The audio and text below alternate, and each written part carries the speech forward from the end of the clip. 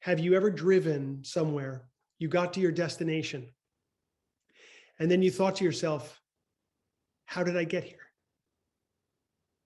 I mean, you made it to your destination, but you don't remember exactly how you got there. The moment to moment reality of the experience of driving your car to your destination is lost. You're not aware of it. And part of the reason for this is that you've defaulted into thought. You defaulted into your thoughts. You were not conscious of what you were doing. That is to say, you were not conscious of driving. And that brings up an interesting question. Why don't we need to be conscious of driving in order to drive and get somewhere safely? Or do we? You might think to yourself, why didn't I just have an accident? Because surely I did not seem to be fully aware of what I was doing. Well, you were aware enough of what you were doing to get the task done. You see, your mind has stored a program called How to Drive, and it's stored in your subconscious mind. It's a useful program, and we're glad to have it. We don't need to be conscious any longer to access that program. We can be conscious when we're driving, or we could be unconscious when we're driving. And that's the interesting thing about some of the functions of being a human being. We know how to walk. We know how to chew.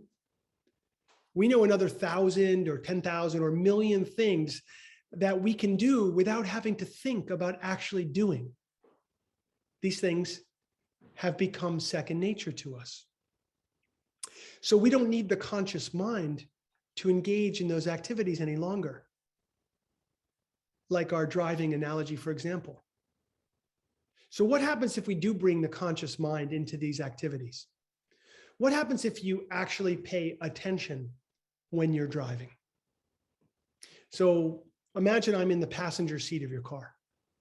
And while you're driving, I say to you, as we're driving down the street, notice as many details as you can as we go. Notice the cars that you pass. Notice their colors. Notice what kind of cars they are. Notice how many red lights you have to stop at. Notice the stores that you're passing on the side of the street. Notice the lines on the road, the way the median looks. Notice every detail you possibly can. And actually generally notice your experience of driving. Now that would be to employ the conscious mind in the experience that you're having.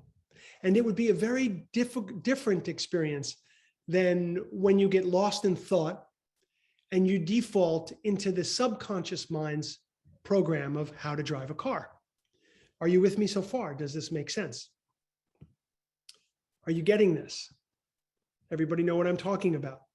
Okay, great. Thank you so much. So we would be employing the conscious mind by paying attention to what we're actually doing right here. So here's one interesting and very relevant thing. Programs like How to Drive Your Car are not the only thing that's stored in the subconscious mind. Countless memories are there.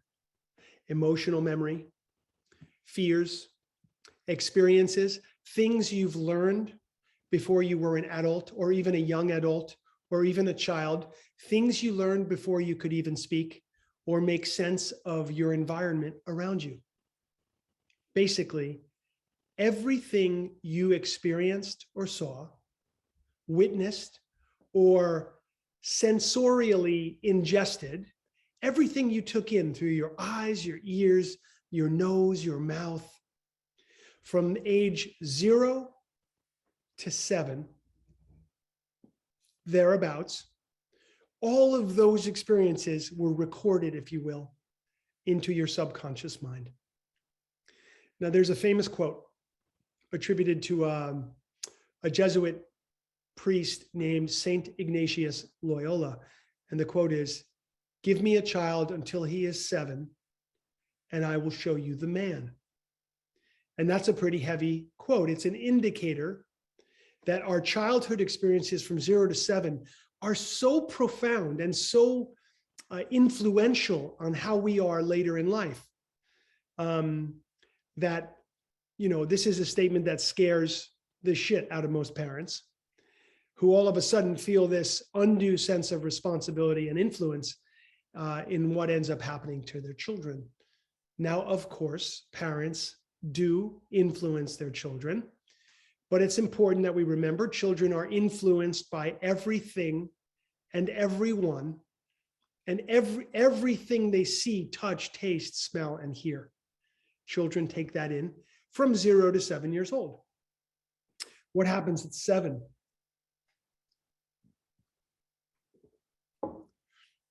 The brain enters a different brainwave state. From 0 to 7, the brain is in a very open theta state. Very open, records everything. Whatever happens, boom, it goes right in. Right around 7 years old, our children shift in their brainwave state, and they shift into a different state. And that recording mechanism, if you will, shifts a little bit. But millions and millions and millions of memories, of experiences, and things that we've learned, things like walking, things like running, things like crawling, things like eating or chewing, all the things we have to do to survive, but also the things that we need to do to survive socially. We also pick those things up. Ways you might respond to emotion. You watch your parents or other people around, you see how they respond in certain energetic, emotional situations. And guess what? You just learned something. You just recorded something. And at some point, perhaps, that will influence the way you are socially around people as you become a young adult and later on your adulthood. These are the programs and the subconscious drivers to our behavior. Now, of course, from the yogic perspective, we're talking here about karma, which we'll get into in a moment. We're talking about also, we want to remember from the yoga perspective that we are carrying also karma from past lives. So we come in with what you might call unfinished business as it is. So many influences on us as children, parents, of course, but our peer group, our environments, our senses, our total interaction in the mental, emotional, physical, and spiritual world. So the subconscious mind is open and available for imprinting, patterning, recording, if you will, everything that a child experiences from 0 to 7. And these recordings go into your subconscious mind and they remain there, influencing on some level until what? Until they are processed, removed, updated, transcended, or brought to light in some way. Now, I love the way that we call Recovery 2.0 the path of discovery. And I love the way we sometimes refer to yoga as the movement from dark to light. And I love how in recovery, we talk about this concept of having a spiritual awakening. All these paths are really just about accessing more consciousness, more of a conscious existence. We are looking to have an awakening.